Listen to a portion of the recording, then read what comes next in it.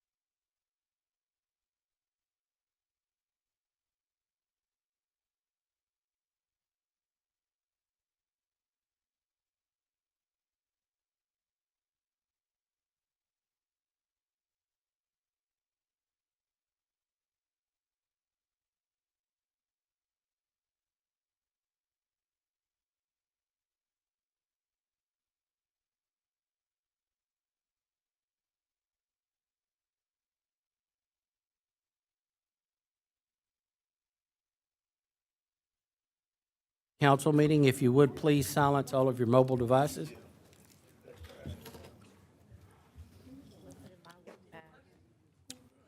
Bill remote tonight? No, he's coming. He's coming. Coming? Okay. Ooh, what? My word.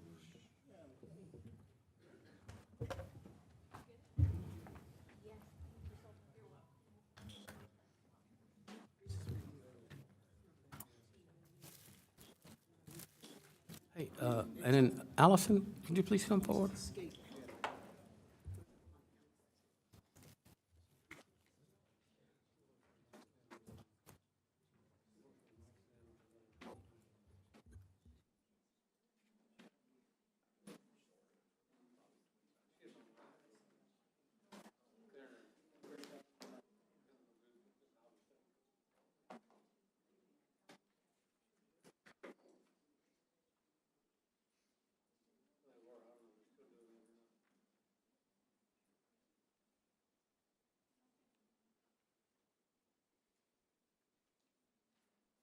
Yeah, has anyone spoken with Phil?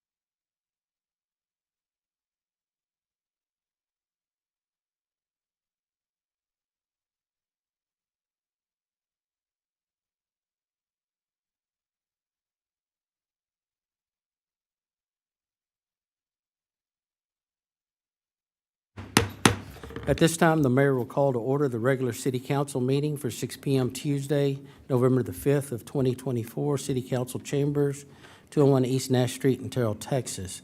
Have with us on the dais tonight, District 2, Donna Renee Anderson, District 3, Mayor Ronnie Velasquez, District 4, Stephanie Holmes Thomas, Mayor Pro Tem, and District 5, Phil Robinson, Deputy Mayor Pro Tem. At this time, I would like to invite Marcus Ramirez with the Connections Pastor of Terrell First Assembly to please come forward and lead us in invocation. If you would remain standing for the pledges after the invocation. And Donna Renee Anderson, would you please lead us in the pledges? Awesome. Let's pray. Heavenly Father, we thank you for bringing us together tonight. I thank you for this council and for the city of Terrell. Thank you for everything that you are doing in and through this city. I pray for this council meeting tonight. Give our council members wisdom and guidance as they deliberate on the items before them. May every decision be righteous in your sight for our benefit and for your glory. We ask that you continue to bless and guide our leaders as they work to serve the city of Terrell.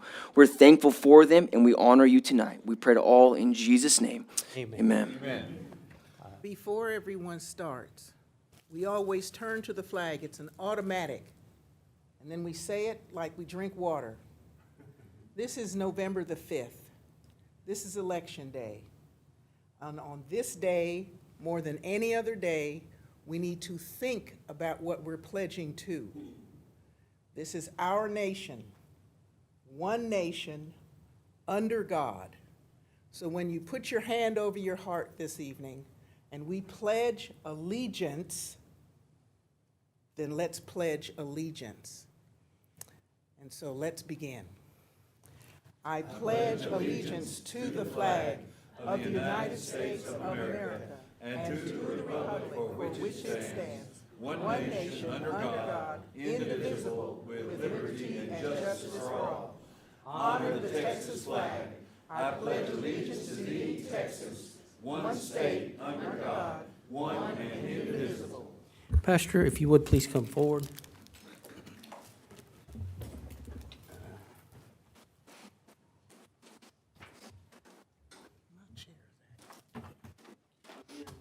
Pastor, thank you so much for all you do in our community. The mayor, the council, all of our staff, we appreciate our faith-based community, and we couldn't do it without you. So we give you thanks, right? And as the councilwoman has said, tonight is election night. I would ask that you say a special prayer, not only for the city of Terrell, but for the nation as those results begin to come in. Absolutely. So thank you very much. Absolutely, okay? absolutely. Thank you. Awesome, Thank you very awesome, much. thank you. Pastor Marcus. Yes, ma'am.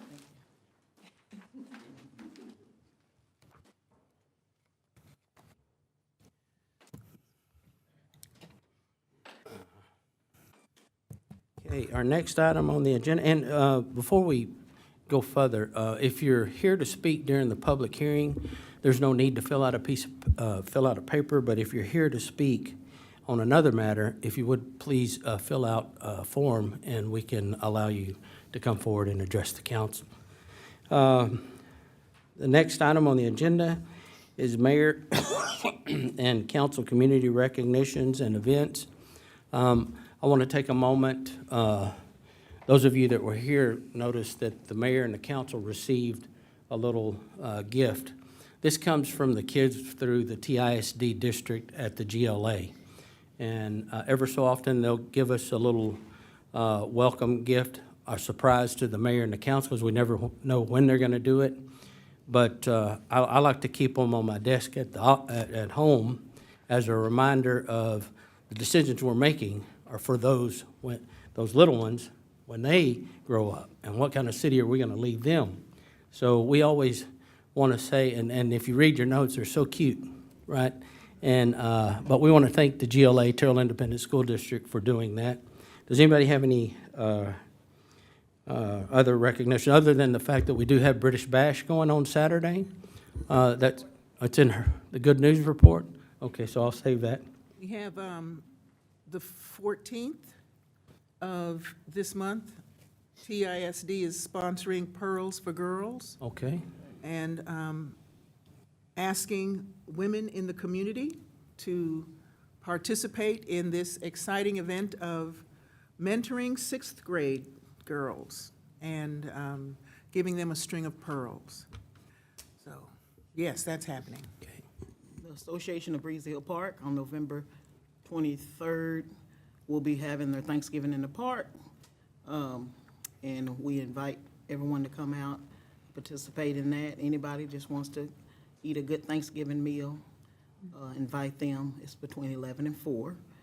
And we're always grateful to Association of Breezy Hill for doing that. And it's really called the Loretta Gibson Thanksgiving in the Park. She was one of the faithful members that worked hard and made sure that she participated in all our community events. So I just want to mention that. Yeah, Loretta was a really special lady here. She actually worked for Carmona's. I don't know if you knew that. I didn't know. Yeah, a long time ago. Loretta did, sure.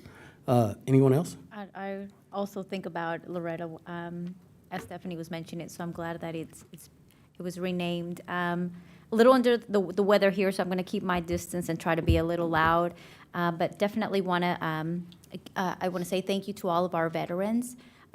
We will not have another meeting before November the 11th, so I want to give my thanks to all of those that have served and along with their family and their loved ones. And then a reminder that November 11th, and then December the 1st is the citywide Thanksgiving service at 6 p.m. at Highland Baptist Church. And I also hope that not only the mayor and council, but also city staff and our community members have a blessed and a happy Thanksgiving with their family. Yeah, thank you. Anyone? Yeah, I was going to mention too that this is the only meeting that the council's going to have in November. So to the staff and all of those associated with the city, our residents, as the councilwoman had said, on behalf of the mayor and all of the council, we wish you a very happy and safe Thanksgiving. Our next item on the agenda is Texas Arbor Day proclamation. I do have a proclamation. Is there anyone here with the Terrell Garden Club? I think Ann Embry is here. Is there? Okay. And Tricia, if you would please come forward.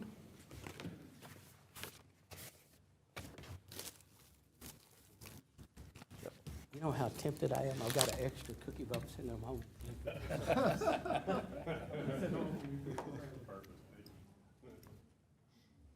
I do have a proclamation to read to you, also to present some Terrell cookies for you all.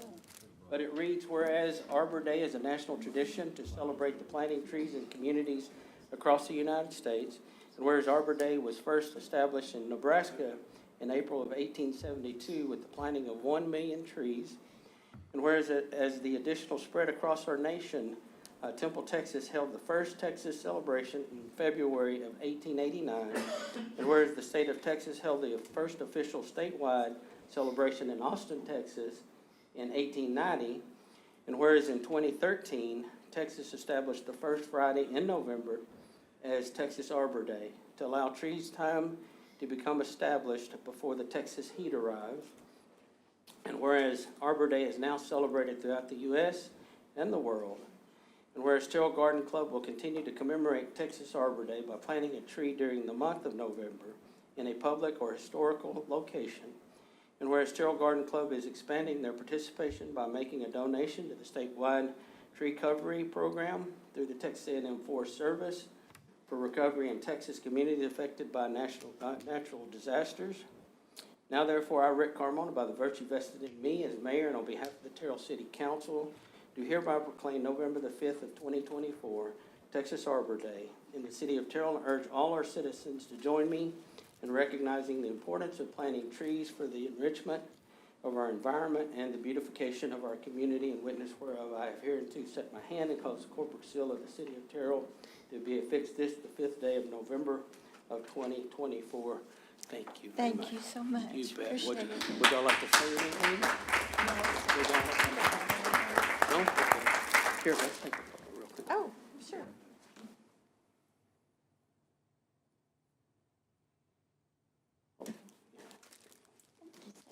Thank you. You bet. Thank you so much. Appreciate it. Thank you, buddy.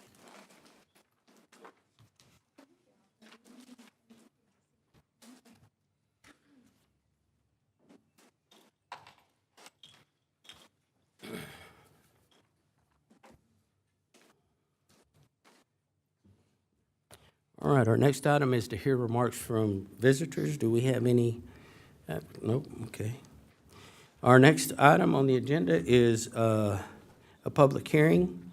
This will be item 4.1. Yes, Mr. Mayor, members of the council, item 4.1 is to conduct a public hearing to receive comments regarding a planned development single-family 6.0, PDSF 6.0, for all non-executive estate lots and for executive estate lots being 0.50 acre and greater lots. The base zoning standards shall be executive estates 32.0, PDEE 32.0, property being 499.138 acres of approximately 999 single-family residences, 790 multifamily residences, with 194,000 square feet of neighborhood services, with 29.7 acres of commercial retail uses, 11.3 acre community center with amenities, a 15.1 acre regional park, a 16.0 future school area, and other various amenities on the west side of State Highway 34 in the Kings Creek headwaters, partially in the city of Terrell's ETJ and partially in the current Terrell city limits of Kaufman County, Texas. PD 24.05. All right, this item will be handled by our Business Development Manager, Jana Wampler. Good evening, Mayor and Council. I bring to you tonight a new development named Evening Star Development, PD 24-05. This property is currently zoned agriculture and is located on the west side of State Highway 34 in the Kings Creek headwaters, partially in the city of Terrell's ETJ and partially in the current Terrell city limits. The council's approved Resolution 2167 on August the 6th, which gives the city manager authority to negotiate the development agreement and the mayor to sign on behalf of the city council. The property owners are Fred Darst Estate, Sarah Miracle, and Jenny Caron, and CM Realty LLC, who is also the developer and as well as a landowner.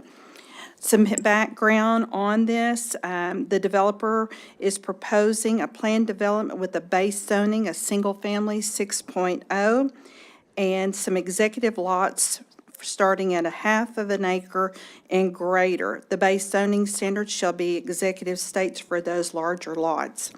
The entire property development being 499 acres of approximately 999 single-family residents, 790 multifamily residents with 194,000 square feet of neighborhood services, a 29-acre of commercial retail, 11-acre community center with amenities, a 15.1 regional park, and a 16-acre future school area.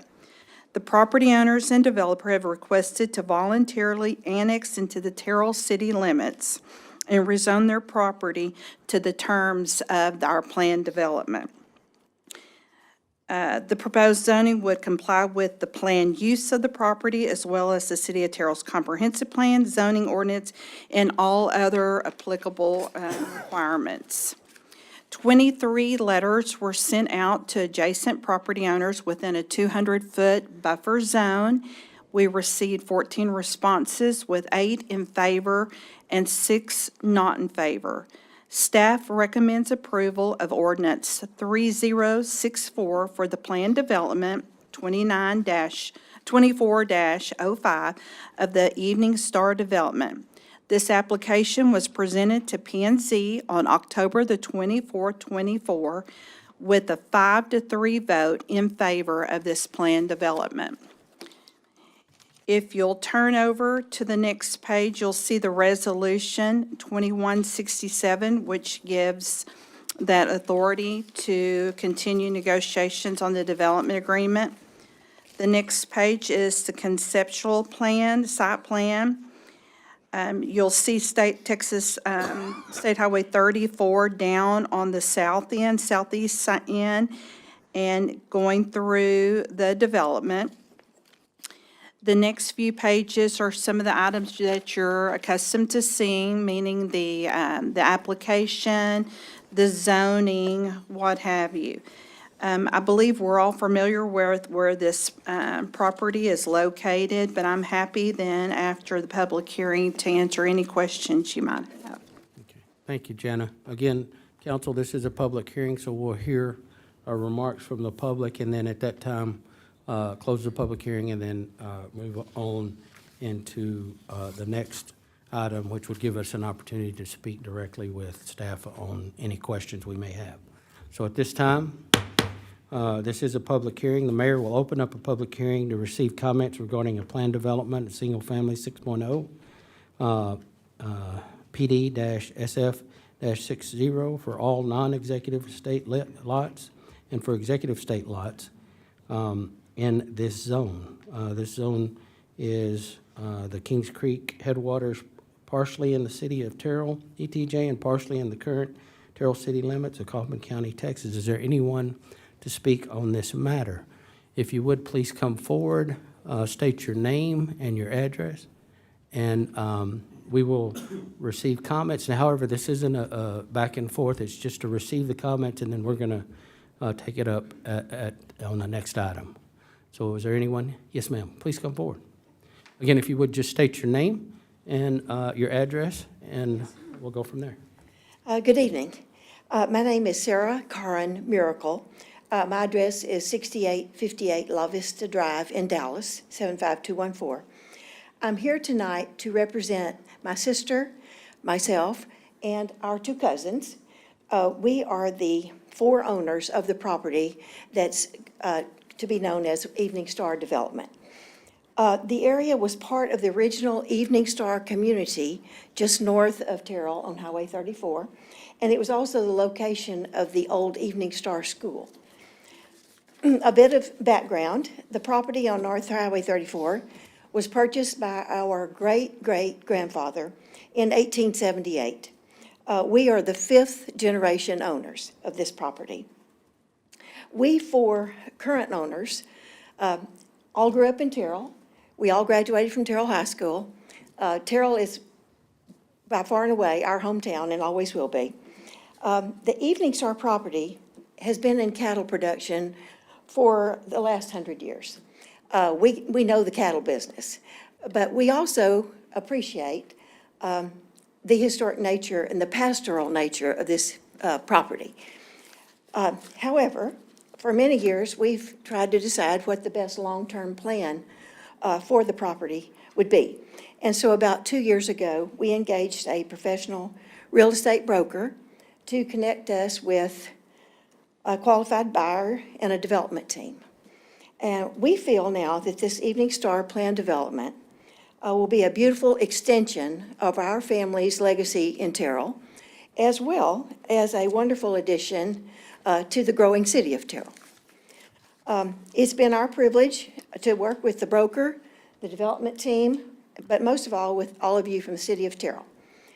We appreciate the cooperation, the hard work that has made Evening Star Development that we 4 and the citizens of Terrell will ultimately be very proud of. Thank you very much. Thank you, you bet. And I just noticed that I have some citizen participation. Right.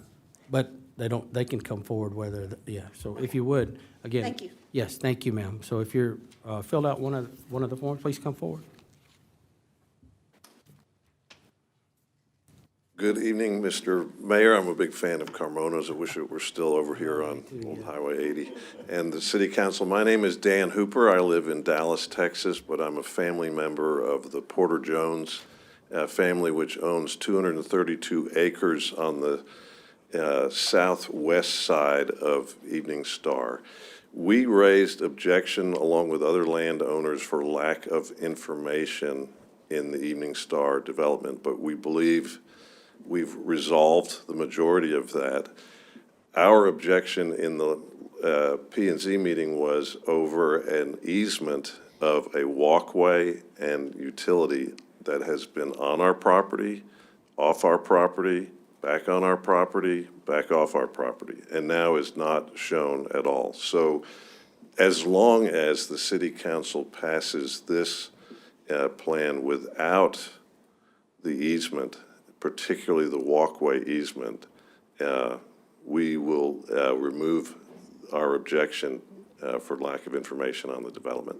Wonderful. Thank you, sir. Next, John? John. Yeah. Good evening. I'm John Porter, 14891 FM 986. A lot of you know me. As you just heard from Dan, the family owns different parts of Porter Farm. I believe they border the Evening Star development for about a mile. My concern, or my interest is, I'm still managing the pastures, over 700 acres of pasture that makes up Porter Farm, including my cousin's land that adjoins Evening Star. So we have cattle on that, or I work with a cattleman that does. And so certainly this is of interest to me, how this development takes place, and it can affect our cattle operation to quite a large degree. But I'm like Dan with the plan as it's presented to you tonight, the mapping, no easements are on there, which that's That's the concern that we've had concerning our cattle operation is people walking on the surface of the land right along our property line, even though it may not go across our property. If it's right along the property line, can be a real situation that causes problem with our cattle. But as it is, I have no objection to the Evening Star development. Seems like they've planned it well, and developer has cooperated with my cousins about some issues along the property line. So, thank you for listening. Yes. All right, is there anyone else here to speak?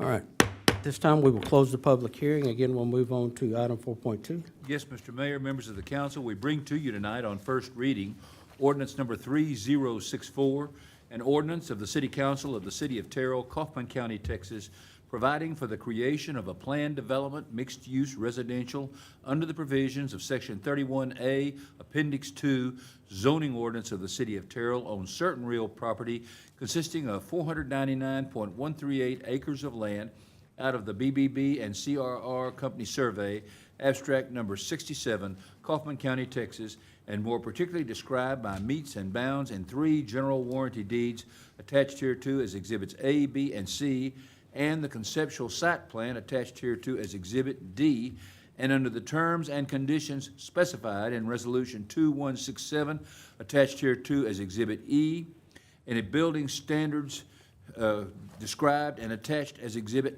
F, all of which being made a part hereof for all purposes, providing for the repeal of conflicting ordinances, providing for severability, and providing an effective date, PD 24-05. Okay. Jenna, if you would please come forward. So, again, I think for the mayor and the council, I'm sure we want to be responsible partners in this development to make sure that we're all on the same page. What I heard was that as long as we take out the walking path and the easement, then we're good. Is that what y'all heard? Is that what everybody heard?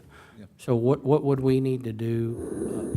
That job was accomplished, right. That, what they're saying is don't change the map again. Right. Yeah. So The map as presented is the version that they requested. right, what I'm wanting to do, I want clarity on what it is that we need to vote on to be supportive of that effort.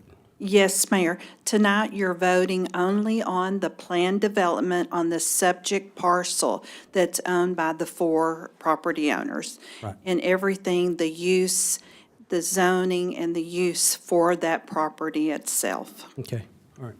So,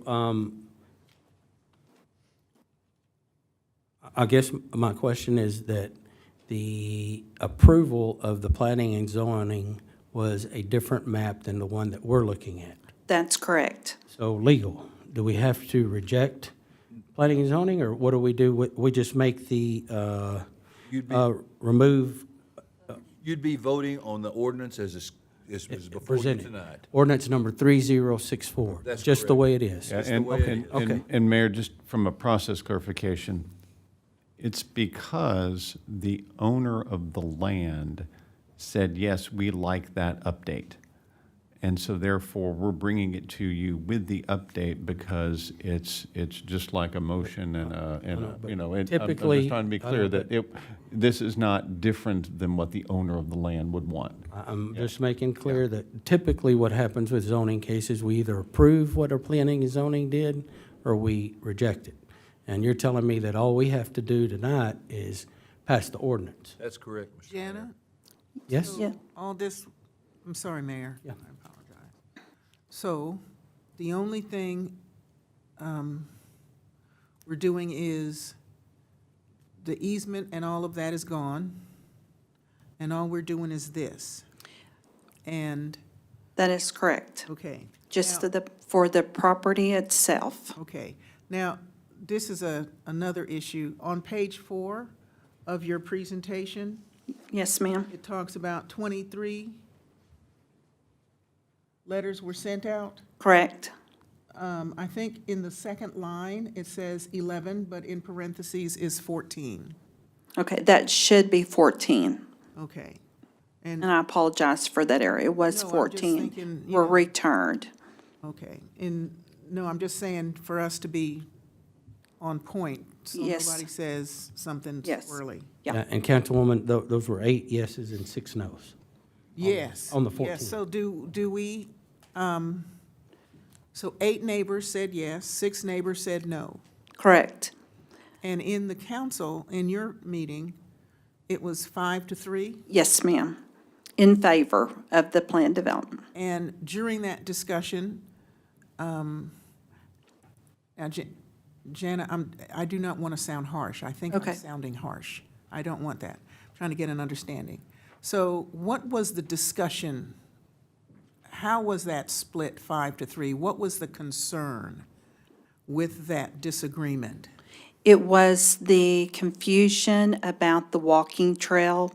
So we were trying to be transparent to show you that what would or could come eventually in the future, we're going to have services between our hillside development to our subject development, the Evening Star.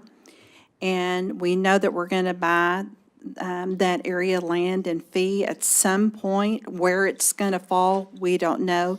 It was just to give you an idea of how we can make a connection from anyone in the hillside development, especially if they have children, that can get over to the future school in the Evening Star. Instead of having to come down State Highway 34, they could take a little nature's walk or bike ride. Okay. Okay. So we're just talking about the land. We're not talking about infrastructure yet. No, ma'am, that'll come back to you as a construction plat, Okay. once we're ready to go to there. That's when we'll get down into the nuts and bolts of the civil drawings, the construction plat, drainage, all of those components that are part of that application process. Okay. So it'd be premature to ask about, traffic and Yes, ma'am, on our sewers as we, correct. Tonight's just to determine the use, the future use of the land. Yes, ma'am. Thank you, Jeff. Anyone else? Well, although today is only a discussion on land use, I want to be very supportive of the developer and the owner's change about the easement and the future walkway. And at the same time, my constituents and those within the city of Terrell, something that they continue to ask for is connectivity and walkways and things of that nature. And so I have to think to the past where the city maybe it was the city or the developers in the past were not required to maybe have connectivity to build sidewalks in front of homes. And so I use that as a guide as well for the future, right? Because I'm already being asked for it now.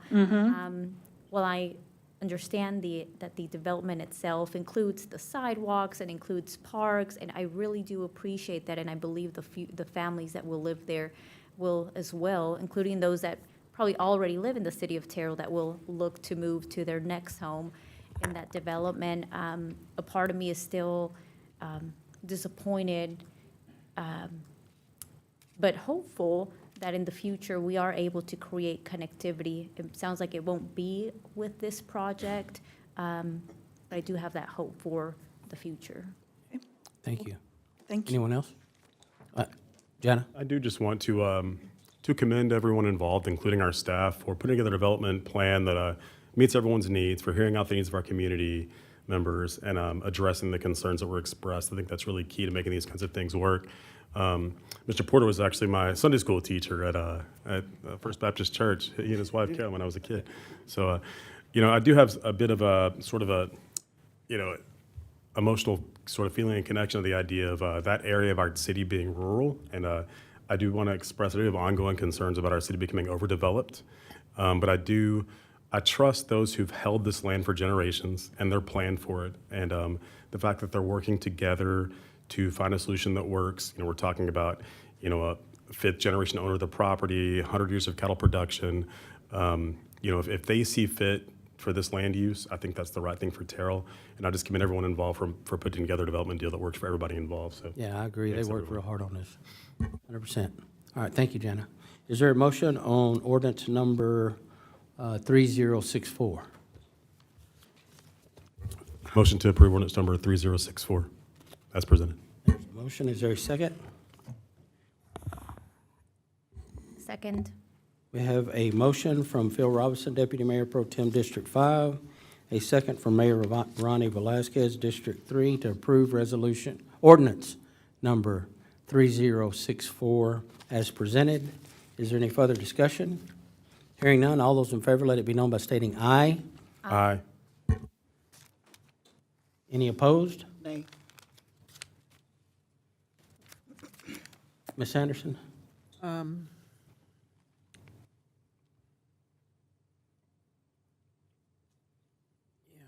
We're not going to discuss anything else except just this, right?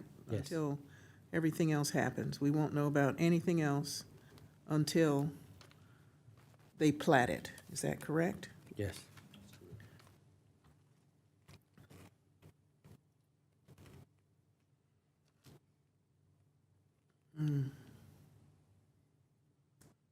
If the councilwoman has concerns, I'm open to hearing them. I'm still learning about how everything runs. I'm just having So, in the again, future, in the future. My concern is in the future, which is not something we are discussing at this time. no, it's ordinance number 3064, but No, but I'm saying what is going to happen in the future, there is nothing that, it does not help to discuss it at this time. correct. And so I feel like I'm voting for something that I'm not sure what the outcome is going to be in the future. Maybe I can help a little bit. So we've heard from those that were in opposition with it initially, have come forward and said that they would be for it in this form, and ordinance number 3064. So they withdrew their opposition to the project, and they're good.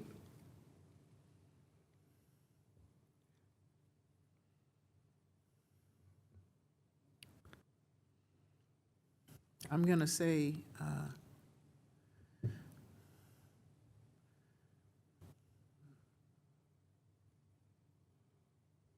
no. Nay? The mayor votes yes. It passes on a 3-2 vote. Next item on the agenda is 5-1, discuss Kaufman County Appraisal District Board of Directors. This is going to be handled by City Manager Mike Sims. So, Mayor and Council, we touched on this briefly. I don't necessarily intend to spend a ton of time on this, but it is something that I wanted to take you through. We had a discussion briefly last time around. Council asked for some more answers to some questions. We hope that this presentation, which I will thank Greg and Mary Gail and Mark Mills for coordinating for us, we hope that it answers some questions and illuminates this issue a little bit more. You will still have the responsibility in the December meeting of taking a vote on this, and whether we do that in the first or second meeting of December is going to be up to council, but the timing would be that the decision does need to be made before a drop-dead date, I think, of December the 15th. So Senate Bill 2 is the one that was quite a big overhaul of the tax code a while back, and it changed the composition of appraisal district boards. Changed it for all of those in a county with a population over 75,000. Of course, that includes us. Most of the bill went into effect July 1 of 2024. Certain parts had already been in effect. And we'll just move to the next slide. The Kaufman County Board, prior to Senate Bill 2 changes, had 11 members appointed all by different taxing entities, and you all would recall that you occasionally voted on those. The Kaufman County Appraisal District Board, after Senate Bill 2 changes, had 9 members, and 3 were elected by majority vote in a general election. and 5 are appointed by taxing entities. So the action item that we're actually going to be talking about as we kind of cycle through this process is the 5 appointed by taxing entities. And the tax assessor also fills an ex officio role on that board. The next slide takes you to our current board members. Current board members, I won't read the list there, but in orange are the ones that are already elected. All right, so that's going to be Charles Carpenter in place 1, Michael Sly in place 2, Morgan Rose in place 3. And then you can see the appointing entity for the remaining of those there. The most recent appointment that was done by the city of Terrell was Karen Jones. And then, of course, Bruce Wood was an appointment of Terrell ISD. The next slide goes to the elected side of it. They have staggered 4-year terms, and that starts with a series there. I won't detail all of that. But anyhow, it's a May election, and they're elected at large, and they have to indicate on their application which at-large place they're running for, okay? So that step got accomplished, and I go backwards one slide. Charles Carpenter, Mike Sly, Morgan Rose, those are the names associated with that election, okay? So move on to the next step and skip that one. There you go. Directors are elected again.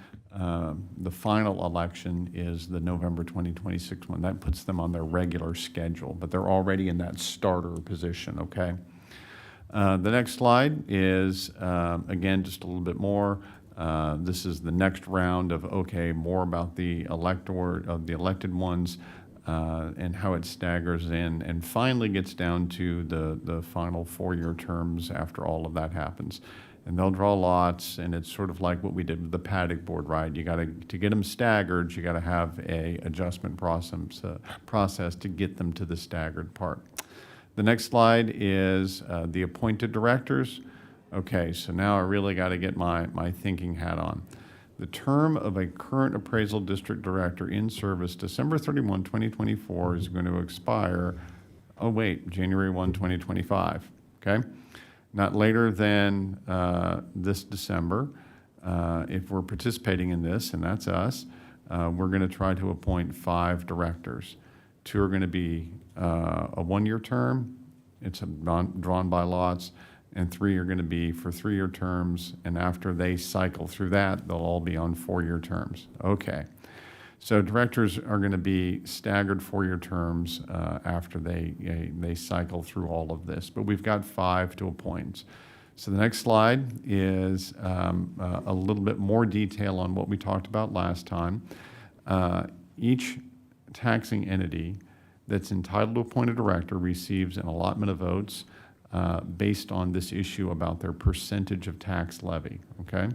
So 5,000 total votes. And then you've got the Terrell vote allotment. We are 4.77% of the tax levy in the county, and you multiply that by 1,000, you multiply that times the number of director positions, and you get 238.5, so that rounds up to 239. We get 239 votes in the process, and the "we" there is only the Terrell City Council, okay? So the Terrell City Council will take a vote by resolution in December and allocate those votes by some choice that the group of 5 up here of elected officials will make. The next slide is a little bit more detail. If you like your details, here's the full slate. Kaufman County, all the way down to Trinity Valley Community College. And you can see the tax levy numbers on there, the percentages of that.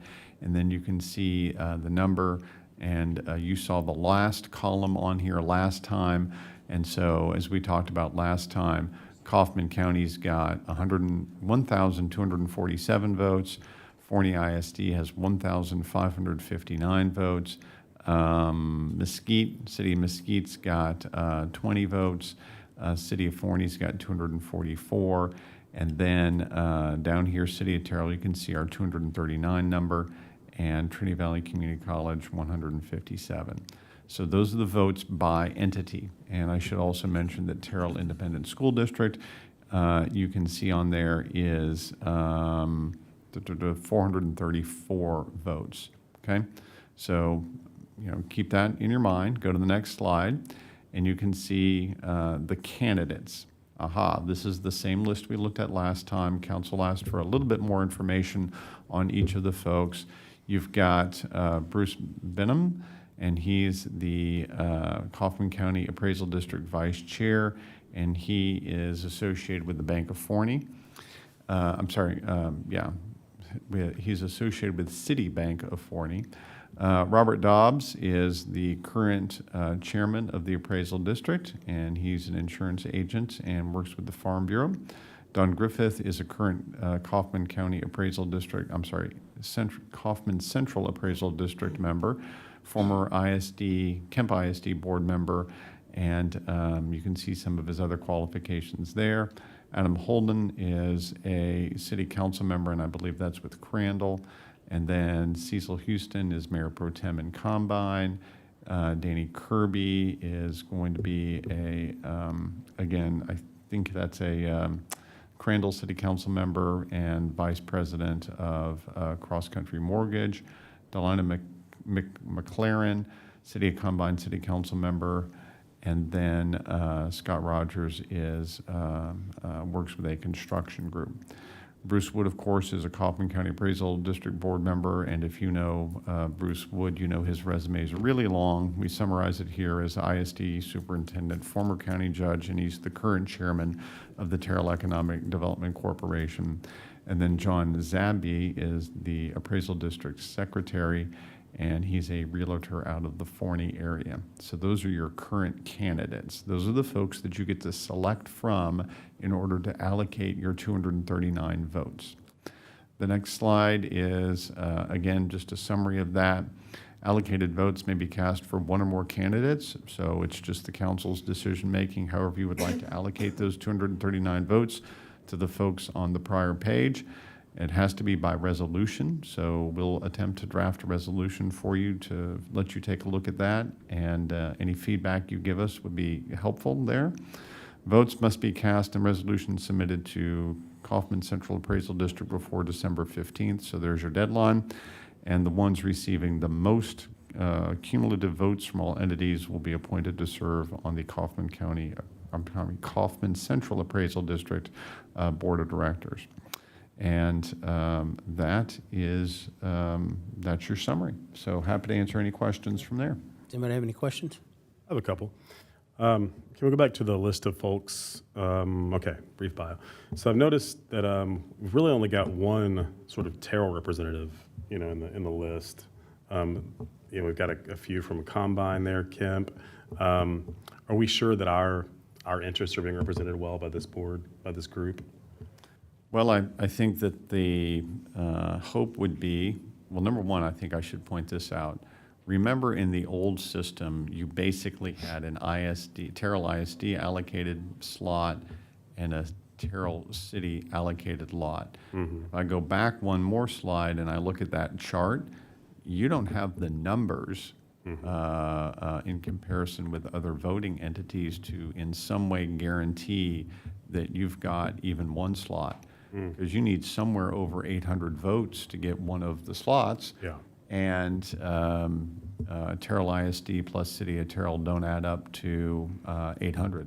And so, We're lucky to have one, is what you're saying. Right. No, well, and I'm just saying that the way the new numbers in the new system came out, there wasn't deference to, well, it's the second largest ISD, and depending on how you measure cities by, size, land area, whatever, it's one of the two biggest cities.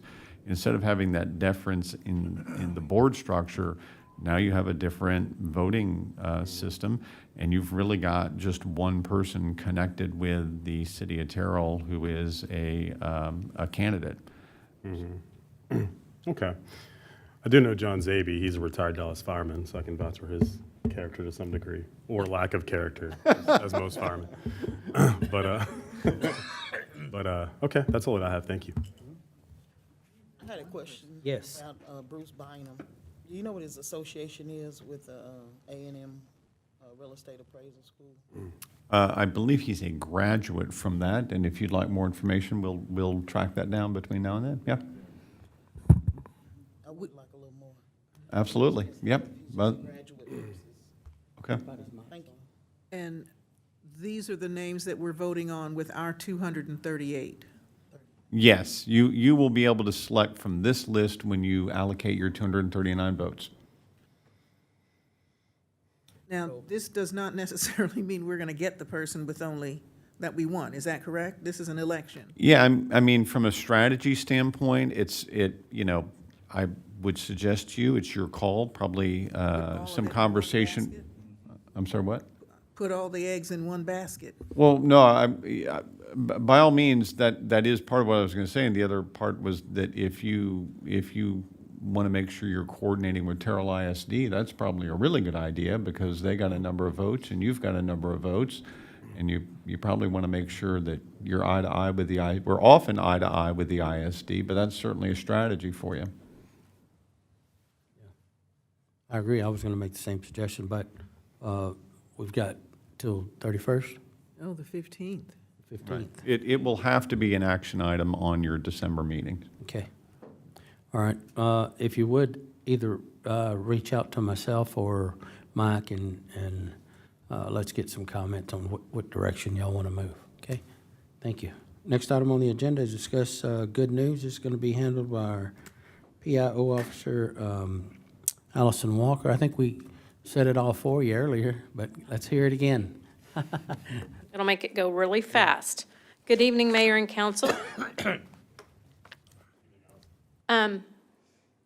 If y'all haven't voted, I think you might have missed that window, but hopefully you did. Got 8 minutes. You got 8 minutes. Excused absence. Early. Okay. You got to get in line if you haven't. You got 7 minutes now to get in line. Okay. On this first page, you will see our interim. Mike? Yes, as a matter of fact, it is. Here's our city manager and the interim police chief demonstrating the new agility test, and this is something that's been adopted by the police and fire both. And all of the volunteers, I believe all of the other volunteers that competed were in, competed is probably not the right word, is it, Arlie? But that volunteered to participate in this were between the ages of 28 and 57. All of them finished within the allotted time frame. So, Including the mayor. No. What? okay. Perjury charges for the mayor. Okay. Can I just pause there and say that we had one officer, the cutoff time is 4 minutes and 20 seconds.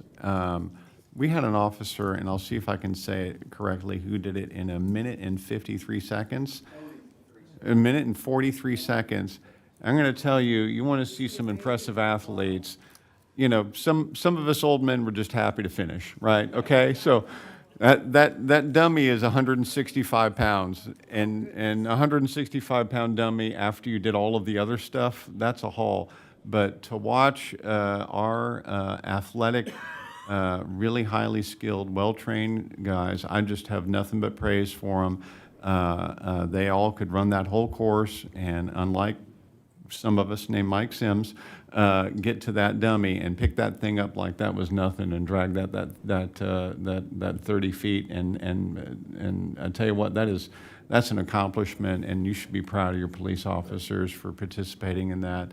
None of the people who were out there had to do it. It was just, hey, let's show that we support the change, and praise to those guys. Okay, and also, I neglected to mention the sponsors on the left there that assisted with getting this obstacle course built, so we thank them for that. This is something I believe they've been doing for a few years now. The Terrell Police Department does a Thanksgiving food drive, and you can see on there the items that they're accepting, and that will be through November 20th at the police department, if y'all can participate in that. Coloring with the Cops. This is something else that they do to get out in the community and meet the kids, and helps them build relationship with children at an early age. Is that Arlie? I think that was Arlie coloring. Did he stay in the lines? I don't know. We should have posted the finished artwork. Okay.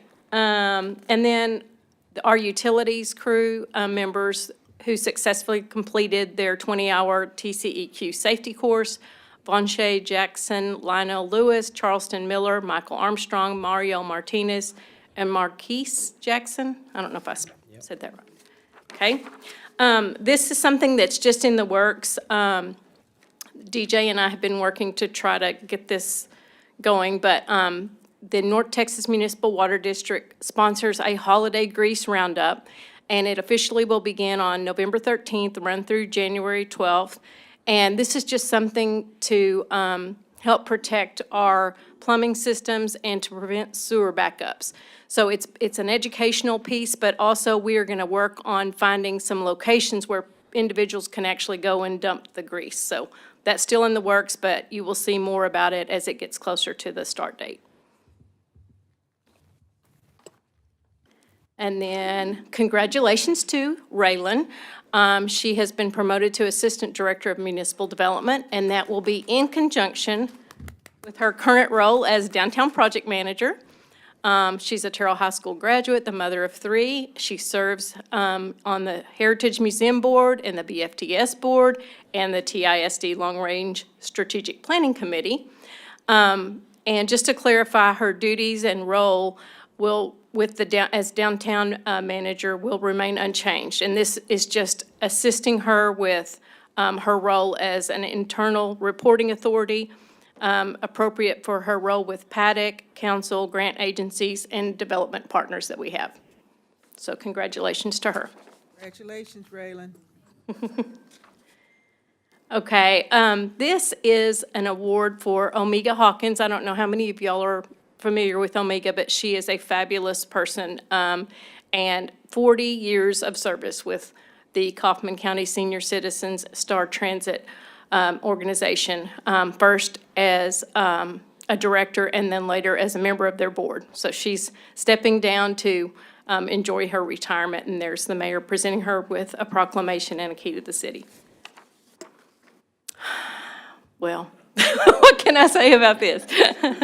Thank you to our good-natured coworkers here who agreed to be jailed and were able to raise their $500 bail, and all the money went to the Kaufman County Crime Stoppers. So thank you to Councilmember Anderson for coordinating this. Yeah. We raised $690. Ooh. Very good. And from what I understand, they were the only ones that truly participated and were in Truly. costing. Truly So, participated. awesome. There's Mayor Carmona with Wayne Christian. He's the Texas Railroad Commissioner. He was the speaker at the Chamber Board member and at Chamber Board luncheon. And then here's him with the British Consul General, and I can't say this man's name yet. Do you? Van Sathisan. Look at you. I'm impressed. One more time? Sujivan Sathisan. Wow. I'll have to get with you before Saturday. so I I'm don't going to mess his say name that's up. the pronunciation Make I've sure- heard. I believe that you were correct. Make sure you're yeah. here Saturday. Yes. Okay. Anyway, he presented both of these individuals with challenge coins. So. All right, Saturday. Y'all need to be down here at 11 o'clock or before if you want to help.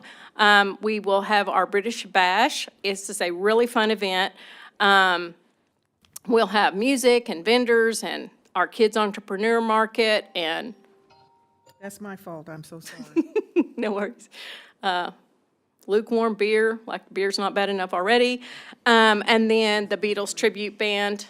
But before, this will kick off with a ribbon cutting, and then we will have a recognition of the BFTS chairman who's receiving this British Empire Medal, and then Ian Folks, who's been here before. He's a son of a living cadet. He will do a brief presentation in the council chambers between 11 and 12. So if y'all can make it out, that'll be a fun day. Didn't he write a book? Didn't he write a book or something? Or no, that wasn't him. Somebody else? Okay. The following day, we will have the Remembrance Day service out at Oakland Memorial Park. and the British Deputy Consul and the Canadian Consul will both be here that day. And afterwards, there is a reception at the museum. It's like the BFTS report today. This is a fundraiser, November 23rd. This is the Saturday prior to Thanksgiving. This individual is a jazz musician. I actually went to Dallas to hear him. He is wonderful. So if y'all can come out to that, the tickets are $20 a person. And this is being sponsored by one of their board members, Gary Weaver, and he is really, really good. So there's some promo again for the Breezy Hill Thanksgiving in the Park. It really is a good event, and a lot of labor goes into that. Okay, First Responders Day was back on October 28th, but TISD is going to sponsor an appreciation luncheon at the Terrell ISD Professional Development Center from 11:30 to 1 on November 7th. So we appreciate them for their thanking of our officers. And then here's the Terrell Ministerial Alliance and Terrell Ministers Union Thanksgiving service. It will be on November 24th at 6 p.m. And all the elected officials who can attend that, they will be recognized that evening as well. Here's an article that will be in the Business View Civil and Municipal Magazine. And this is a series of articles featuring different cities throughout the state, but the focus of the articles are economic and community development in Texas. And then this is, Sharon Harper has began a Discover Terrell podcast that is monthly.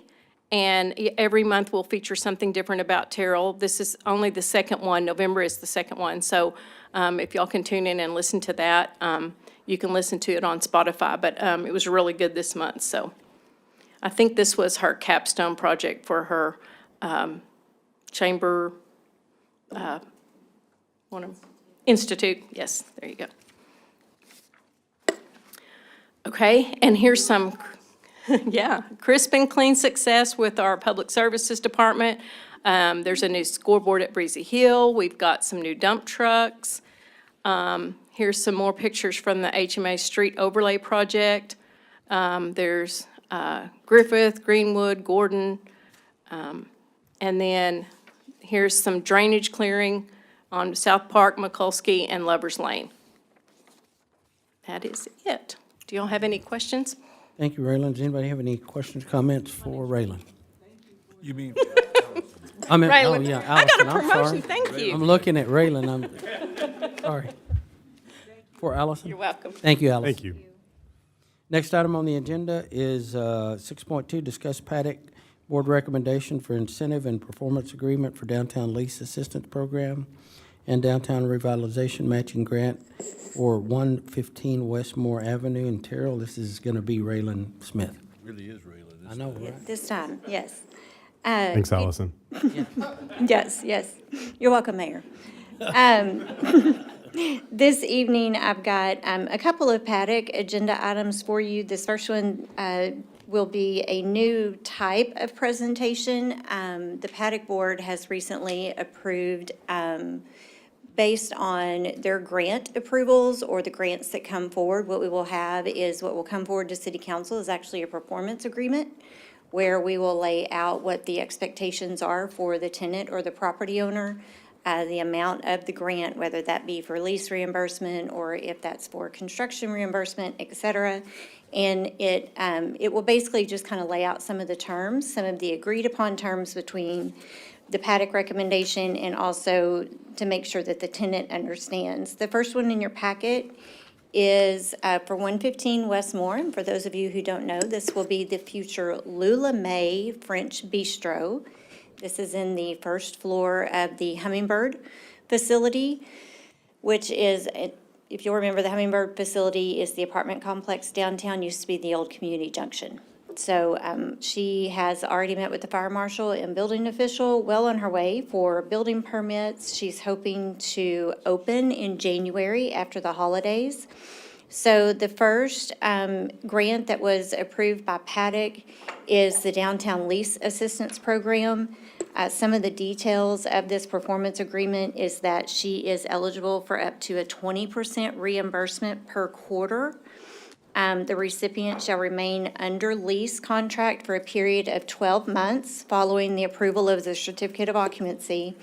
And the best part about these performance agreements is once the tenant, property owner, whoever's receiving the money, they understand that if they do not fulfill the time requirement for the business remaining open, for the lease remaining intact, they do in fact have to pay the Paddock/City of Terrell back in full.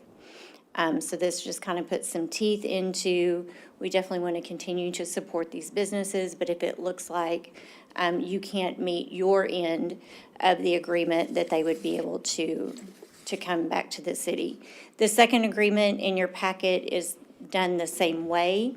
They offered her a 20% lease reimbursement as well as a $100,000 grant. This particular tenant had expenses that covered in excess of $300,000 as far as interior construction. And so they are recommending a $100,000 grant payable to the tenant upon certificate of occupancy, and they must remain in business for 18 months before, or the amount would be due back to the city/Paddock Board. So just kind of wanted to go through some of the highlights of what these agreements say, some of the things that you'll be seeing come forward as the Paddock considers other business plans and options. So if you have any questions, I'd be glad to answer those. All right, Mayor Pro Tem, this is the Paddock Board. You serve on the Paddock Board. Are you good with? I think we were on at TML when this meeting. Oh. It just kind of gave me heartburn when I saw it, just based on kind of just some things that's happened with our downtown business a few months ago. Okay, so looking at this, the $100,000 grant, it's for the same business. Yes. I'm so surprised that that hadn't been done with all the remodeling that's been going on with that building. There would still be some extensive, it says the improvements on page 2 of the second one that can be done. I look at that, I figure that stuff would be done, no? Most of the improvements on that list have been done. They were done by the property owner a lot. And so this is just the basic list of all things that can be reimbursed for. So the Paddock Board is offering this grant to the tenant based on that option L, which is the interior site improvement. So this is going to be the kitchen renovations, the build out on the inside. And I'll be glad to provide you the full packet from Paddock, which had a breakdown of what those were. But this is the language from the grant application that shows all of the qualifying items. Are these new businesses that can get this, or is it any business downtown could get? Existing businesses who are renovating their building, or if they are under new lease obligations. And I'm gonna ask it, it's the elephant in the room. We think about 20% per quarter. Give me about an idea about how much that is. That will be the lease as it stands right now. I think we were given an estimate of about $10,000 a month, so 20% of that. That's my concern, because I don't want gouging. I don't want failed businesses just because they're dependent upon that 20%. And sometimes I feel like that kind of stuff goes on. And I think we just recently had an issue with that. Maybe I'm understanding it wrong, but it's just, and that's pretty standard based on the square footage. I'm not very up to date when it comes to commercial leasing versus residential. Is that pretty standard per foot or whatever? Yes, so part of the lease agreement, copies that are provided to the Paddock, we do ask that one of our board members provides a real estate comp for those lease agreements. So when I hear it's 10,000 at 20%, or are we saying 20% of the 10,000. 20% of the 10,000 will be reimbursed after it's paid. So they'll make 4 months' worth of payments, and then we reimburse. And we'll do that for 12 months. Yes, ma'am.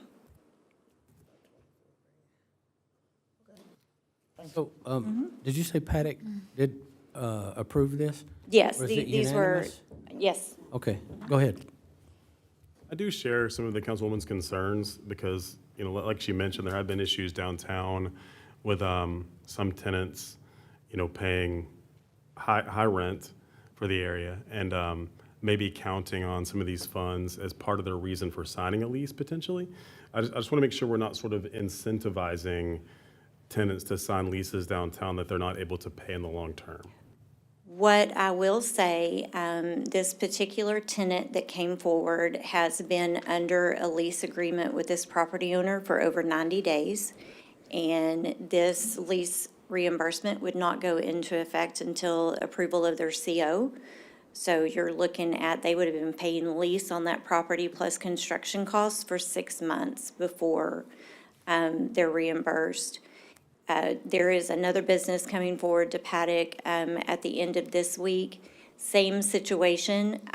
We are pushing back a little bit on when you come to Paddock so that it is true reimbursement. And so another business that you will probably see a similar agreement would be kind of the same situation. They were under lease. They have been doing construction for several months. And the reimbursement would kick in once they receive their CO, and actually, you know, the first quarter past that. So it's kind of embedding their cost up front, and they're having to endure quite a bit up front. You know, and we get better. We kind of perfect our craft, and we learn, and we, you know, figure out how to better help tenants and property owners. And so this was, we think, a step in the right direction. Okay. So is this, go ahead, Council. If I understand correctly, correct me if I'm wrong here. So the lease is 10,000 per month. And how long is the lease? Or how long is 18 months? No, so we will reimburse them 20% for 12 months' worth of lease at each quarter. However, they must remain in business a full 18 months before they're not liable to pay back that money. So it's not just you get to the end of your 12 months and that's what we're paying you, but we've extended that to where you must remain in business once this assistance goes away, to actually eliminate not having to have that repayment. And the way that I see this like, you know, sometimes it's typically the city's will on whether they will go after, you know, for example, like if this contract is not fulfilled or not 18. I kind of think of the example, just a random it's a different but not random example. For example, like tuition reimbursement at my place of employment. You do tuition reimbursement and you have to stay there 2 years, maybe 3 years. It may have changed. But it's really up to the agency on whether they will try to obtain their funds back. And the majority of the times they don't, because it's not kind of like worth their time. So I want to be supportive of businesses, of downtown, of the Paddock Board, and at the same time, I'm looking to see, you know, what is the best way, what is that best model to look at? And I hear, Raylan, that, you know, we've learned from the past, we're trying to do something different, so I'm trying to understand all those steps that they have to follow, how long, how much we're going to reimburse, what that time period looks like, and then what happens, right? If they don't follow through, I want them to follow through, I want them to be successful. And it may take a couple of times. It may take a couple of times before you kind of find what works in your community. I get that, and that's where I'm having some questions. I'm not really for or against at this time, but have questions on, is this the best model to follow in helping them be successful? I will say that, y'all know, I do believe in not recreating the wheel. And so these performance agreements, I actually got several samples from area, not only downtown, but just some EDC. And so, just to make sure that we had the language in there. And, it is going to be contingent upon staff to make sure that we're keeping up with these dates and when things are due. And, it's a matter of communication, and it may be a matter of, you get a letter whenever you're 6 months in, or, we're going to have to make sure that we document throughout the process. And, and like I said, we will kind of guide our way through here until we have a really solid way of handling this. I think they're on the right track. They want to do the right thing. We just have to figure out what those mechanisms are. Yeah, so I would say the performance agreement is a way that EDCs do it all the time. My question was similar to what you're hearing, is the model itself, it's been implemented in other downtowns, I'm assuming, and we're just trying to use what others have used for their downtown to get this one going, Yeah. right? Okay. And again, it's trial and error. And my feedback, when I was on Paddock, was yes, performance agreement to have some teeth, to make sure, to Stephanie's point, that we, it wasn't like they were asking for 50% and you don't want to give 50% of a lease. But I have an additional question that came to mind. With performance agreements that are done in other cities, like for their downtowns, or maybe a business that is starting up, is it common to do the reimbursement at 3 months, or do they do 6 months, or do they do 12 months? I'm also wondering what that looks like. I want to be, fair, but also not be, brutal's not the right word to use, but we'll go with brutal with saying, oh, maybe let's wait until, 3 years out before we actually reimburse them. I think initially, part of the conversation with the quarterly payment, especially when you're a new business starting, having 3 or 4 months put behind you is a good start. Again, something that they can definitely look at. Quarterly payments are generally, they pretty much follow a fiscal budget, whether you're running a business or even on the Paddock board. So, I think a lot of businesses look at things on a quarterly basis. And if you were going to make a change, or if there was something that was going to happen, it's usually at the quarter point. But we can definitely look at different options. So, no, go ahead. Is this renewable, the lease, matching assistance? No, this is one and done. Yeah. What about the second part of it with the? Not unless there was another significant renovation. So yeah, you're one and done. Thank you for your work, because there are some differences on this, and the percentage makes a difference. Yeah. Okay. So we'll see this again December the 5th? Yes. All right, so if you have any questions, make sure you reach out to either Raylan or Mike or staff before the December 5th meeting on this item. That time we'll either approve Not it to or be move forward. annoying, but December the 3rd. December the 3rd, thank you. Next item on the agenda, discuss Parks and Downtown Improvement Corporation FY 2025 project planning update. Again, Raylan? So I just wanted to really quickly kind of let you know in the next few months some of the things that you'll see coming down from Paddock. A lot of this you heard very briefly when we were doing budget. But as you know, you heard from O'Mara last week about the tennis and multipurpose court renovations. We've got brand-new entrance signs that are being proposed and ordered at all of the parks. We're going to have design and construction of a new parking lot and possibly a splash pad at Breezy Hill.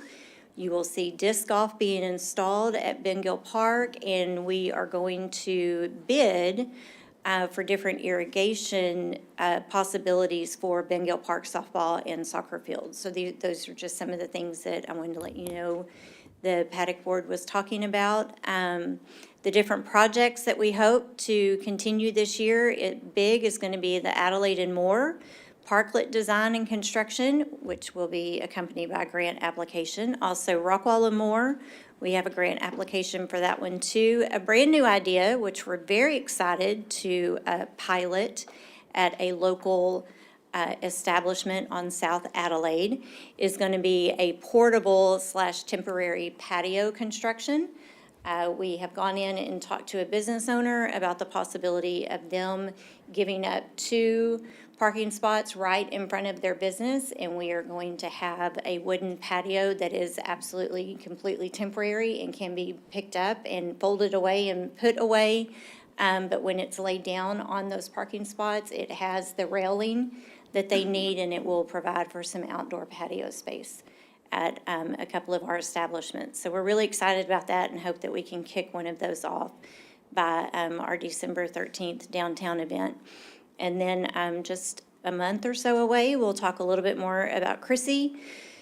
Some businesses to look out for. Paddock has wrapped up some of the renovation and reimbursement for the Southland building. That was a big topic for last year. I feel like those property owners hopefully this year can spend some time getting their business plan in place.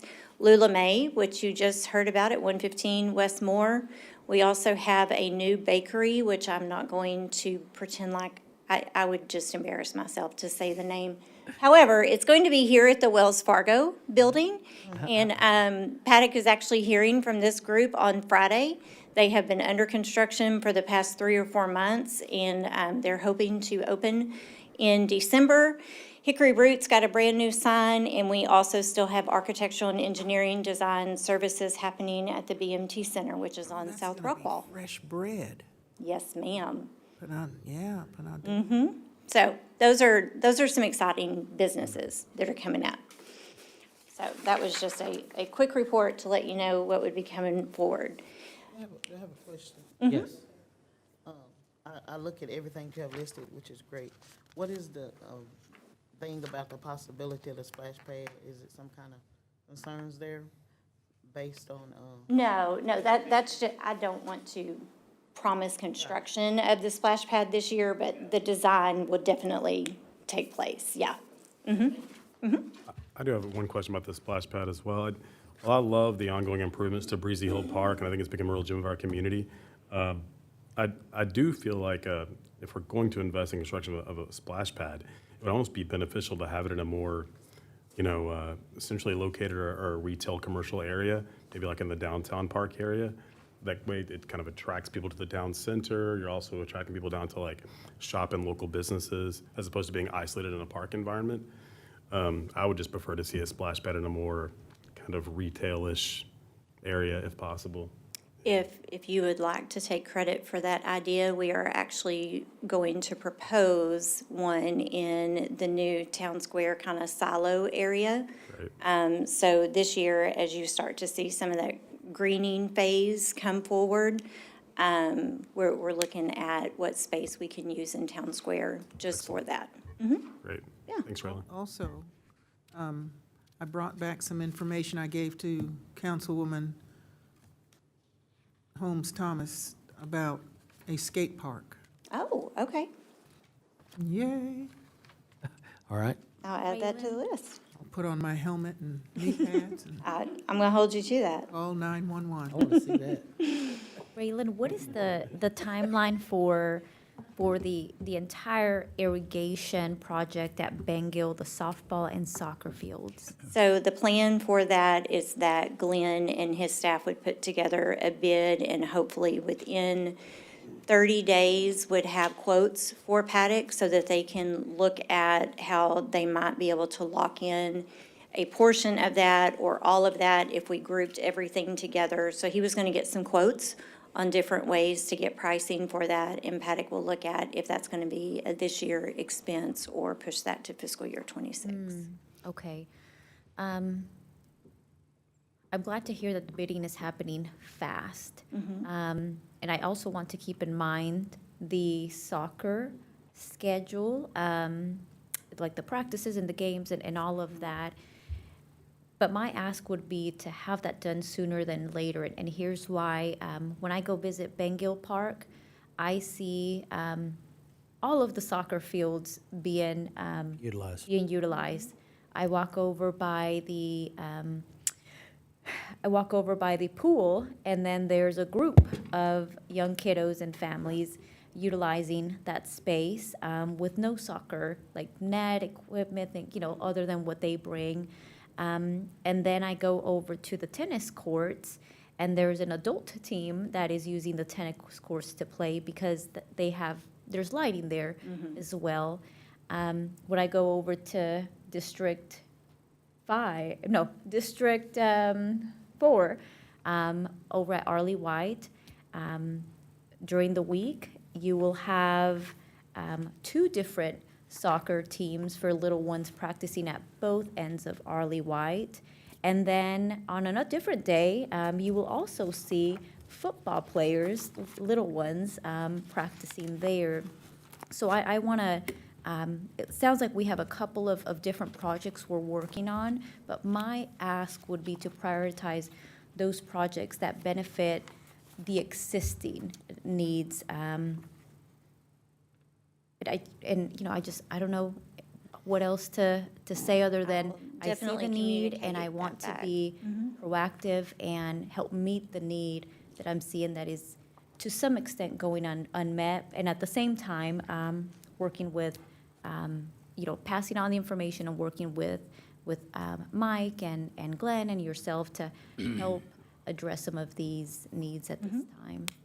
Yes, and can we find someone to take care of the trees? Donna Renee, I thought you were going to say, yes, please, can we put Can we just bidding find and the someone project to first? take care of the trees at Ben Gill Park? Okay. Okay. The summer killed them. All right. Anyone else? That's it. All right. Next Thank you, item on the Raylan. agenda. Absolutely. Next item on the agenda, discuss resolution number 2198, authorizing FY 2025 United States Department of Transportation RAISE grant fund application. Again, Raylan? So I got a little bit, or quite a lot, of good news from a RAISE grant contact. We have a master service agreement with Kimley Horn, and I talked with them, with their RAISE grant team. Looking at the area around Town Square, which we all know is the South Adelaide, Newton, and Francis Street. If you look at that particular area, and I know that y'all heard from the Affordable Housing Report last city council meeting, it's very big about those census blocks that are there. So the RAISE grant is a competitive grant, but it talks about connectivity. And based on those census grants, the city of Terrell would actually qualify for a waiver for matching grant funds. And we would be able to combine that entire project, including the connectivity all the way over to Southwestern Christian College. So Is that free money? it is, other Did I hear than free money? the design services. So I wanted to float this idea as a discussion item to you. This is, obviously, it's a very competitive grant, but I feel like we have an existing contract with a grant team who has experience in being awarded these grants. We talked about definitely the HBCU component, because we would be able to provide those services to Southwestern Christian College. The financial assistance and commitment that the city has already made to the Town Square area, the fact that you have those census blocks, we have a lot of really good things going for us on this particular grant. So I wanted to just float this idea to you. What I would like to do is bring it back to you in December to let you know what that financial cost would be to the city, which would be the design services and the grant application. However, once you design those streets, you only design them once. And we do know that we have money set aside, and we've talked about the one project, and if we can turn that one project into a larger grant opportunity. So this is just to give you a little bit of information, some of what we're looking at gathering. They seem to think that this would be a perfect fit. And this would not only include the transportation, which is all of the roadway, but it would help with the stormwater construction.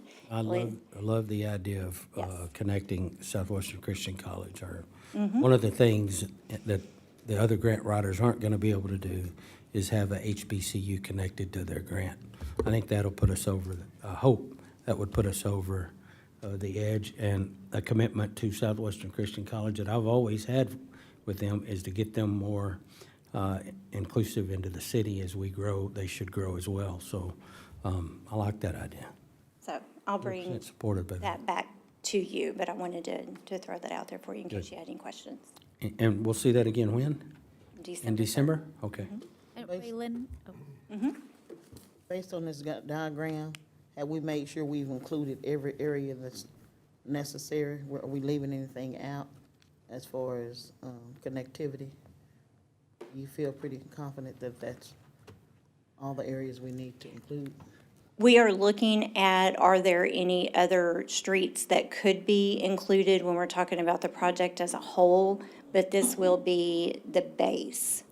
And this was our starting point. And so what it would do is connect your Chrissy Grant, which is obviously your railroad crossings, and complete that connection all the way down to South Newton and get you that kind of the bypass from Highway 80. So the thoroughfare that would take you over to Southwestern Christian College is kind of twofold because it does give you alternative routes from Highway 80.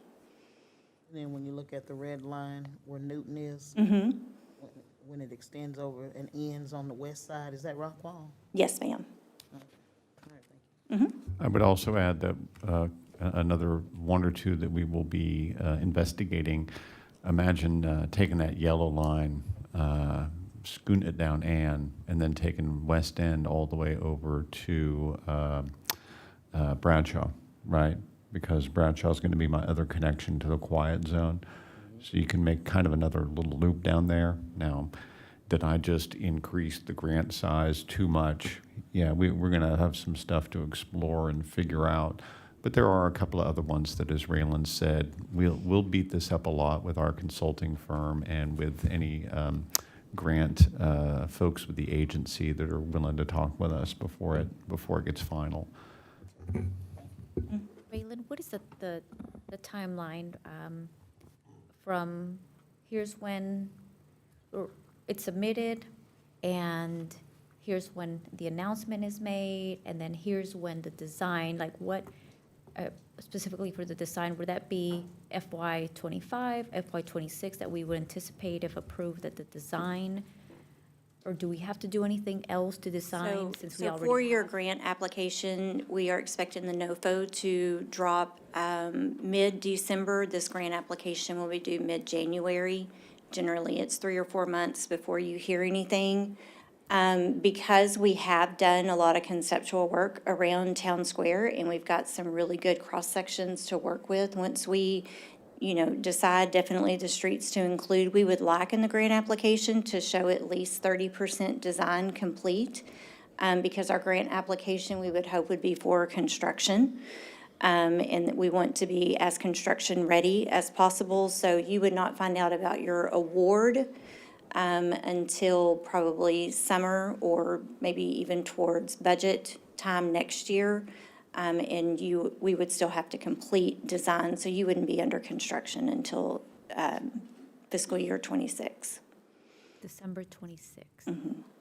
December 2026, okay. Yeah, So you're I always a think about, year. those design, or the different buckets of money, and with this section that we're looking at being within, or partially within a TER zone and having paddock and that there can be some funding mechanisms in this area versus like the rest of the city that may not have access to all the funding mechanisms that we could spend on other projects that are also needed. So that's what comes to mind when I think about where we're pulling the money to pay for projects that we we're working towards.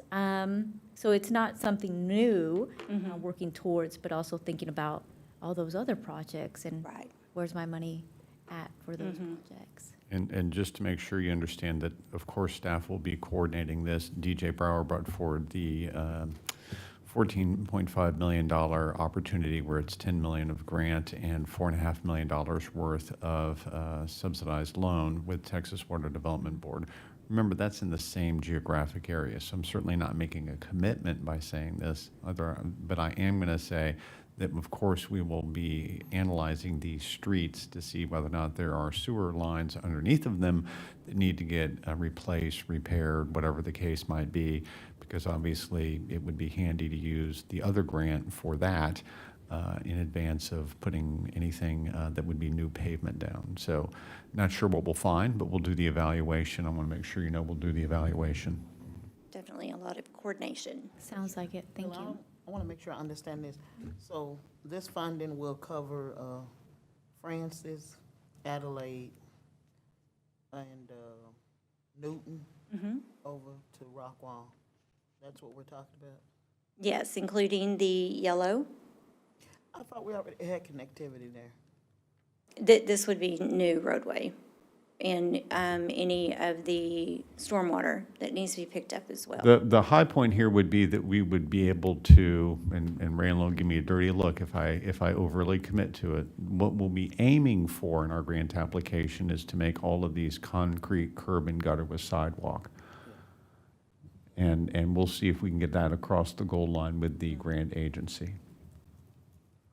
So these would be your complete streets versions. Yes, Yeah. this would be, the grant would pay for sidewalk, concrete, curb and gutter, so drainage system underneath. That's typically something you can get out of the grant agency if you can push the funds that far.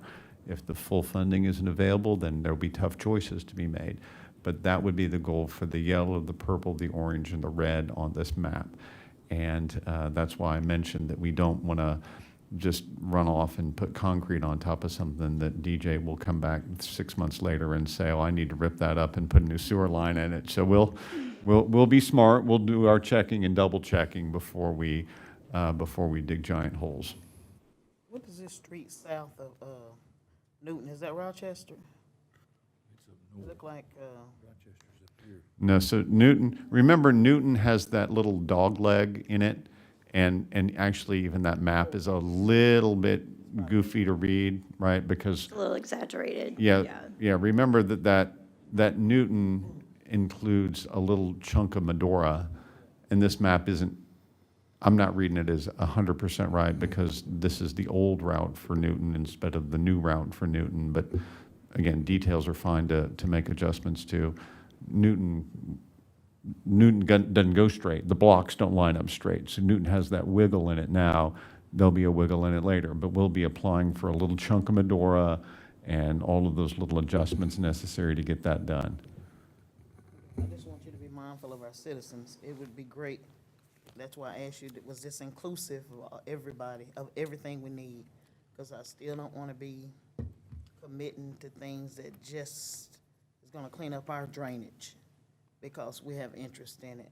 I mean, it'd be nice for this to extend a little further, even if we had to help fund some of it, but I'm going to bring you so many grant ideas. This is just the tip of the iceberg, yeah. downtown, and then our neighbors right by Right. downtown is getting flooded and just No, all kind of for- drainage for issues sure. and no connectivity. Just don't look good and it don't settle good in my spirit. Well, and don't forget, I'm coming back to you about the task force for the Safe Streets for All and how that will connect. And so all of this starts to layer on And top of I that will, too.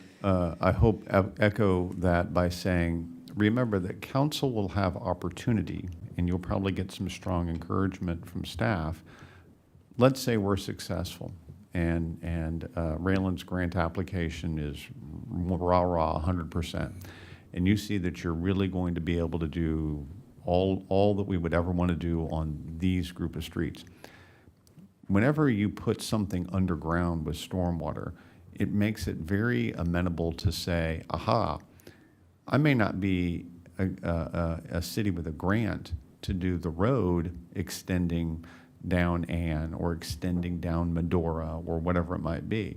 But if the water's flowing the correct direction, that does give the opportunity to fix the drainage leading into these pipes, right? So as we have opportunity, part of the analysis will be exactly what you just said. Well, what if we get the grant and we want to add a meaningful chunk of stormwater money to it to go extend the pipes associated with this to take care of, I don't know right now, 3 more blocks, 6 more blocks, 1 more block, whatever the engineering might tell us will be straightforward and good and safe and not cause a different problem. Hopefully we'll find those sorts of things as we do the analysis.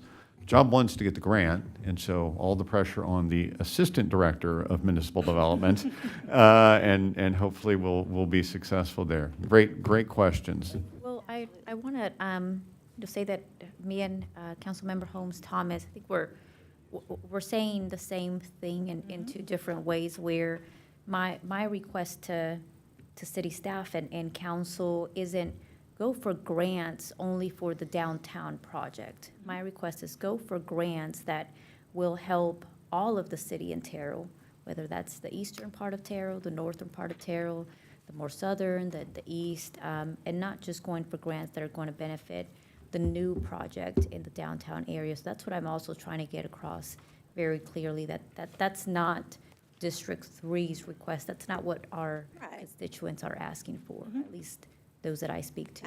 Absolutely. We have lots of areas we know we need to Yeah. focus on. And this area is looked at because of the study that was provided, right? The report that we got. Is Right. that correct? We're Okay. looking at all the areas. Okay, yeah, I agree. Yeah. All right. Yeah, and I think we'll move forward with it, but we've got to start somewhere, and it's a good place to start. Thank you. Next item on the agenda is discuss unknown water service lines notification letter. This is going to be DJ Brower. Another grant. This one is citywide. We are not, we are still in the process. It's been accepted by Texas Water Development Board, but one of the requirements is because we submitted our list of water services to the TCEQ, we are required to send out a notice to all residents because we put a lot of unknowns out there because we haven't had the time or the money to, until the grant is accepted, to actually go out and do a full investigation. So attached is a letter I would like to include in our residents' water bills. It basically says it's a notification of unknown service line materials and gives an explanation of what the grant is going to do, what we're going to do, and if they have any questions, I'm the point of contact. And then we have a little diagram showing what the water service line that would be replaced, if it is lead or galvanized metal, would be replaced at no cost to the residents. The only thing we would need from them is a letter of permission to access their private property. And that's a form that's going to be part of the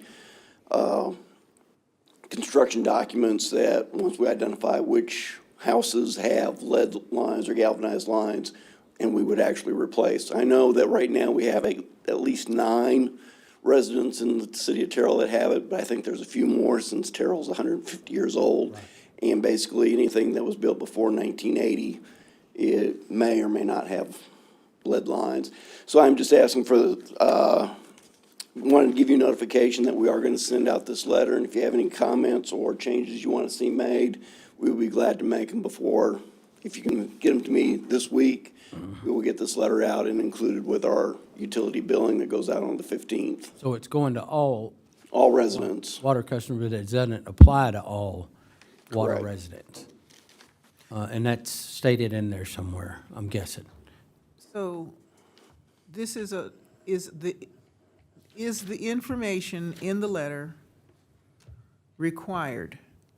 We are required to give notice because we have told, we do not know what everybody's water service line is constructed of.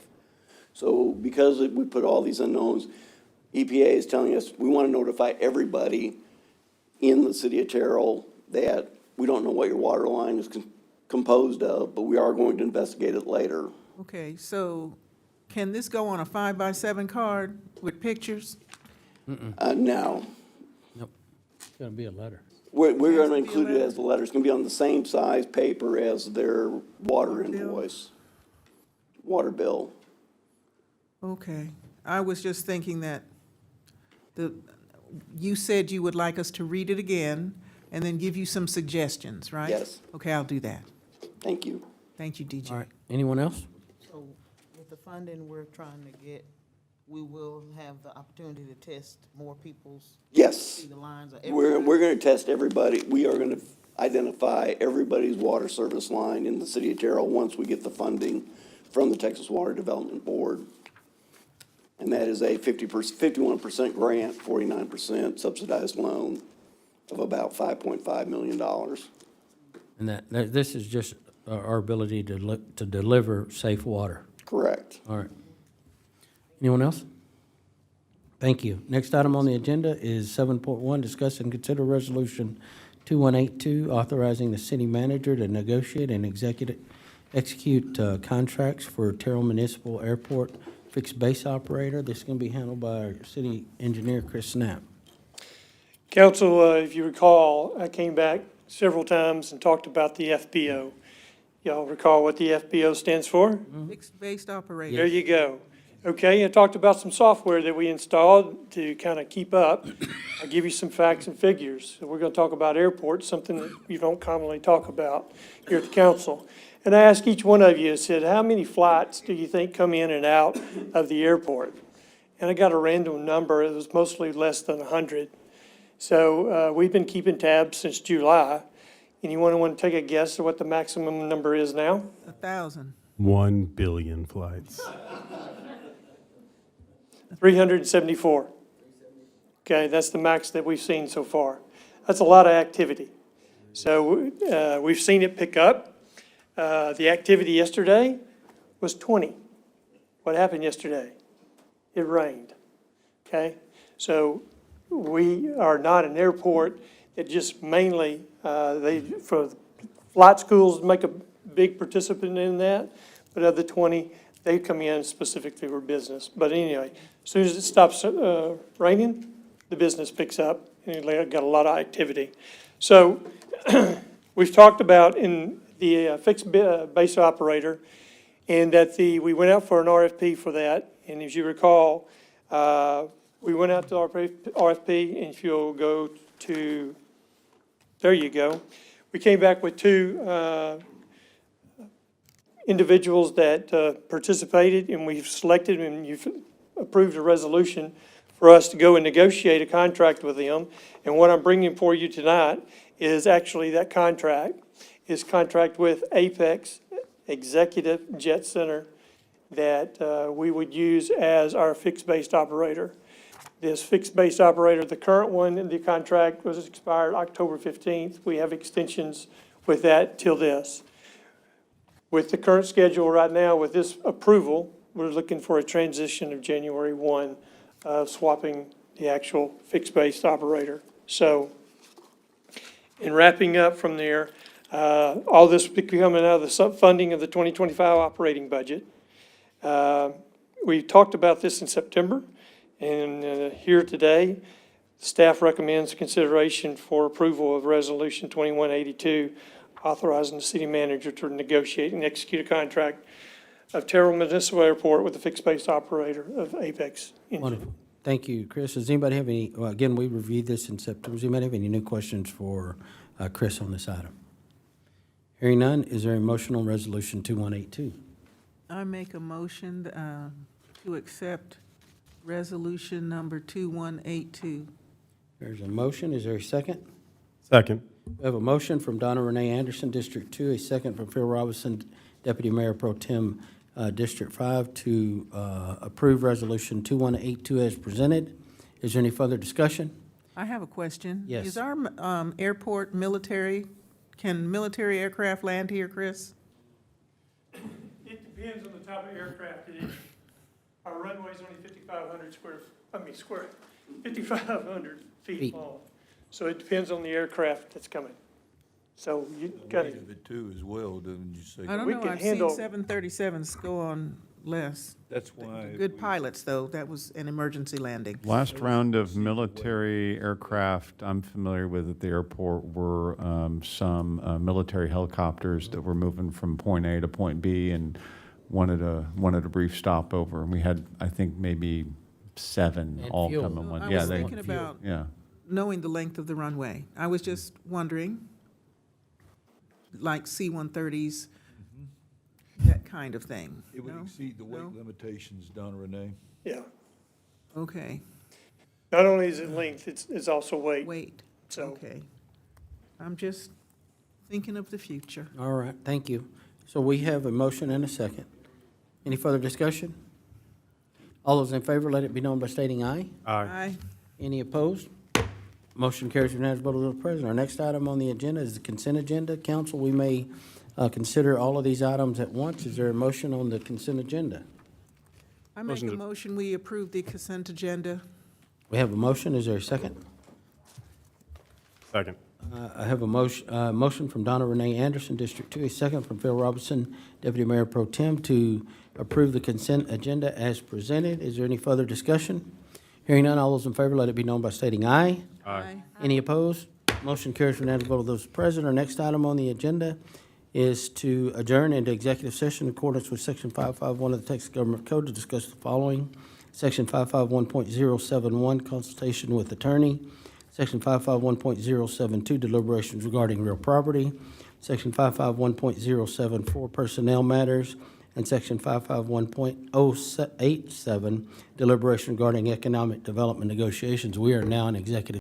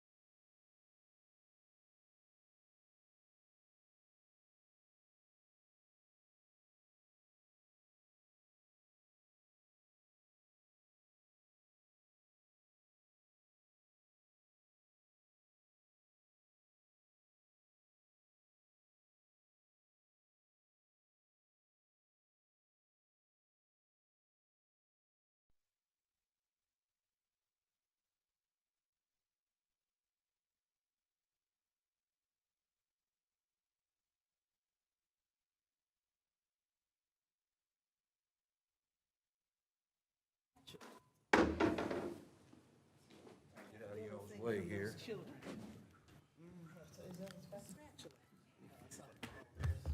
All right. My voice is. We're going to reconvene into regular session and consider action, if any, on items discussed in executive session. Is there a motion? Yes, I move to accept the city manager's recommendation of appointment of Arlie Sansom as Terrell Police Department Director and Animal Control Department Director. I have a motion. Is there a second? I'll second it. We have a motion from Mayor Ronnie Velazquez, District 3, a second from Phil Robinson, Deputy Mayor Pro Tem, District 5, to approve the recommendation to accept the city manager's appointment of Arlie Sanson as Terrell Police Department Director and Animal Control Department Director. Is there any further discussion? Hearing none, all those in favor, let it be known by stating aye. Aye. Aye. Any opposed? Motion carries unanimous vote of those present. We are now adjourned.